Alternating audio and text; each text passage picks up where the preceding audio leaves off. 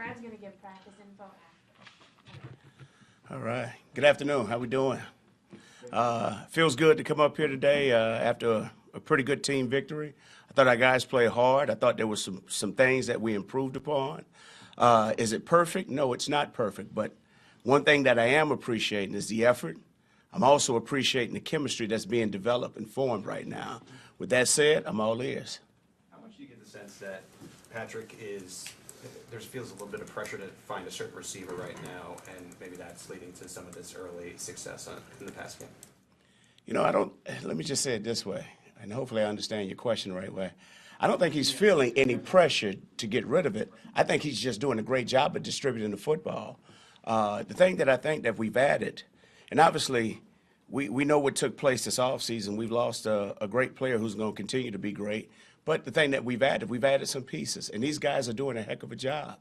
And I think we have a lot of depth at many positions, you know, not just at the running back position. We got depth at that position as far as the receiver room and the tight end room. And Pat's just doing a great job of distributing the football. And the thing that he does in practice, he finds all those guys and it keeps them all involved. So everybody's working to get open. And so I just think that's the chemistry that's being formed, and you see guys just working to improve upon it. There's a lot of teams that aren't playing their quarterback in the preseason. What benefit are you getting out of seeing Patrick in these 3 drives? You know what? I get a lot out of it because, first of all, the only way you can continue to improve at our game is to play. And so the only thing that you want to do is see you guys play when there's live people out there coming after him. That way he can get a feel for what it's like in the pocket. On top of that, we can get some timing down. And then when things aren't perfect, you know, how is he going to react and respond? And the same thing, as I said, for Pat, I'm looking at the other guys as well. So I enjoy watching him play because it's not only is it educating, it's something that we can take and learn from each and every day, watching the film and applying that moving forward. Eric, are there specific plays you can point to from the 2 preseason games that you can say, oh, Pat's going to be a better player because of what happened on this particular play in this game? I'll say this, okay? The best way to say that is the way he's handling himself on the sideline, watching his leadership, and watching the communication that's taking place on the sideline. Those guys right now have a great chemistry being formed. And when you have basically an entire new bunch damn near at the receiver position, that's been impressive to me. And then hearing the communication. So, yes, does that mean that he could be better? Yes. But those guys, too, are interacting, and it's helping all of us to be better. Can you give us some specific examples of that? You know what? I don't like sharing the conversations, but every time we come to the sideline, there's always communication taking place with myself, Coach Nagy, Coach Reed, and the QBs. But on top of that, you'll always see the QBs go down and talk to the receivers. So there's some little personal things that are being mentioned throughout those conversations. But the thing about it, it's helping us to grow because some of those things, some of those looks you may not see on the practice field that you're getting the game, and now they talk through it. Okay, here's what I'm expecting. Cool. Now, when that next scenario comes up, you'll see it come to fruition and see those guys execute it and make it happen.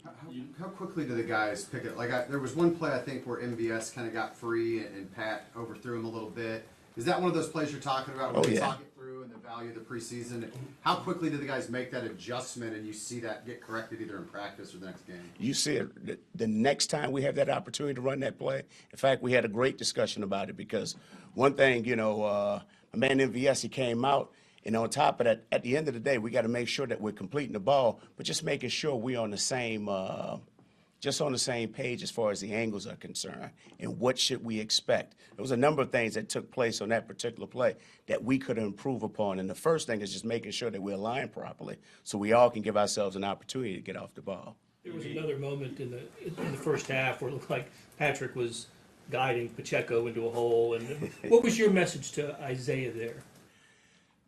Isaiah is a great kid. He's a tough, hard-nosed football player. My message to him each and every week is to be patient and allow the game to come to you, okay? He wants to do good all the time, and what you love about that particular player and about that kid. The thing that he has to understand is that you got to allow the O-line to work for you as well. On top of that, you have to learn how to be in sync and in rhythm with the O-line by making sure you're executing the proper footwork, because your spacing has to equate to what they're doing. And now that allows them to secure level 1 to level 2. If he's just taking the ball and running, we're not giving ourselves a chance to be great. Now, is he working on it? Yes. Is it a work in progress? Yes. Will he improve over time? Yes, he will. The kid has the right temperament and he has the right mindset, and he will be okay. Was that play blocked pretty well? I mean, it looked like from film that was the way that was designed. Yes, it was. If it's the same play I'm thinking about, he had an opportunity to make a huge hit. But at the end of the day, it's a great learning lesson for him, and this is why you play the preseason, and this is why you want those opportunities. So, and obviously you always want it to be perfect, but there's a lot of great learning experiences and teaching experiences that you can gain from that. And so you point that out and you help the kids and you direct them, and then they learn from it. How do you feel just where your run game is overall? It could be a lot better. You know, it could be a lot better. At the end of the day, we just got to make sure that we're calling enough runs. But on top of that, we got to give ourselves a chance, and everything starts up front. Our guys up front are doing a heck of a job. But on top of that, we just need to make sure as a back that we're doing everything under the sun to make it happen by being in sync and in rhythm, making sure we're having the proper reads. And then on top of that, everybody just think the run games goes with what's taking place inside. It also has to do with the guys, the tight ends on the edge and those guys in the perimeter. So it's a team effort.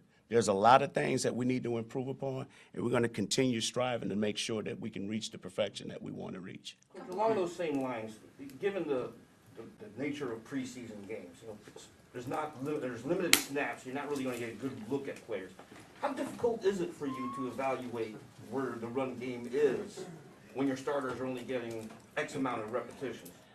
Well, it's not difficult because we'll get a number of reps in practice.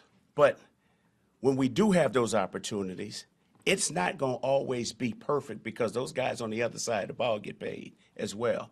The thing that you want to eliminate is making sure that making sure that we're giving ourselves a chance by doing all the little things that are necessary, by executing those details and fundamentals that we work on each and every week. At the end of the day, we're not doing those. So what does that mean? We got to continue making sure as a staff that we're giving our guys the right information, but on top of that, those guys processing the information and going out and working on it, so now everything can happen on game day. But it takes time. You know, it takes time. You talked about chemistry. Seems like Jody and Patrick developing a little bit more chemistry. What's that doing for Jody's confidence?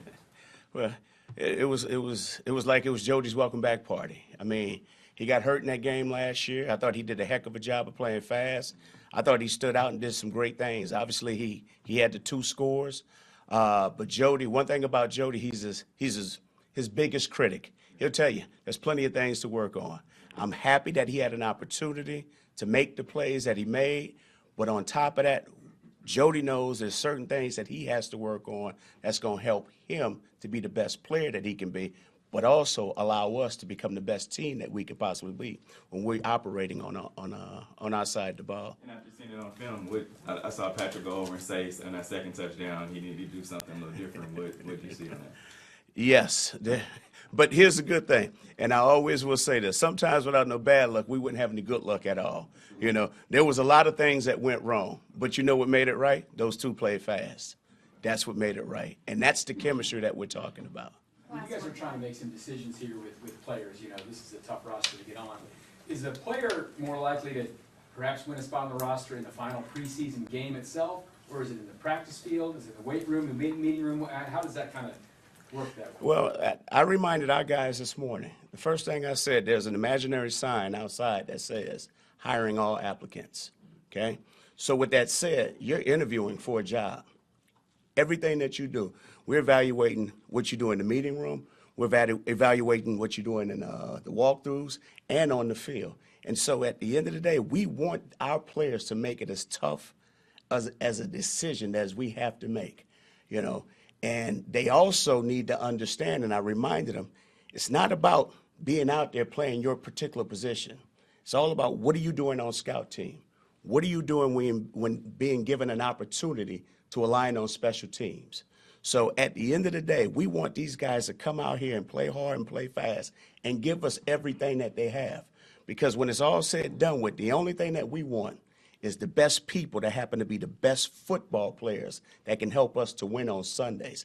And if it takes you to a third preseason game to show that you can do that, then that's what it takes. And one little kind of non-football one. I doubt if you're watching Hard Knocks. I don't know. Have you been watching Hard Knocks? I have not seen an I episode. just want to know what your thoughts about Deuce Staley. He's your old teammate. He's quite a star in this thing.